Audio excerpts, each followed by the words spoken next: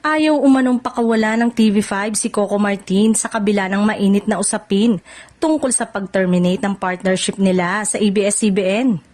Ayon sa insiders, nananatiling malaki ang tiwala ng kapatid network sa kakayanan ni Coco bilang isa sa pinakamaimpluwensyang actor-director ngayon sa primetime.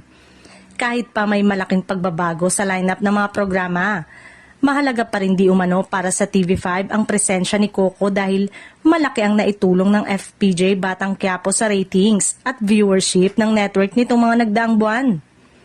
Malaki ang naging ambag ng proyekto ni Coco sa pagpapalakas ng primetime block ng TV5. Dahil dito, itinuturing daw siyang premium asset ng network.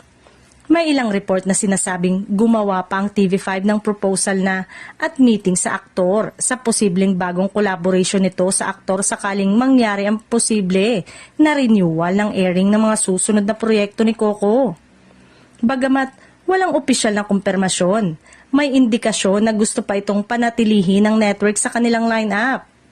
Kasabay nito, hindi rin may kakailang may tensyon na nabuo dahil sa biglang termination ng content agreement sa ABS-CBN.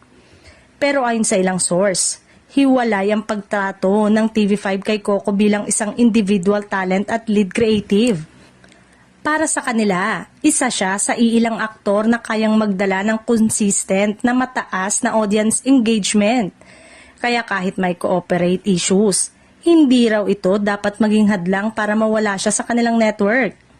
Sa ngayon, nananatiling tahimik si Coco tungkol sa issue at hindi pa nagbibigay ng anumang pahayag tungkol sa kanyang future broadcasting home.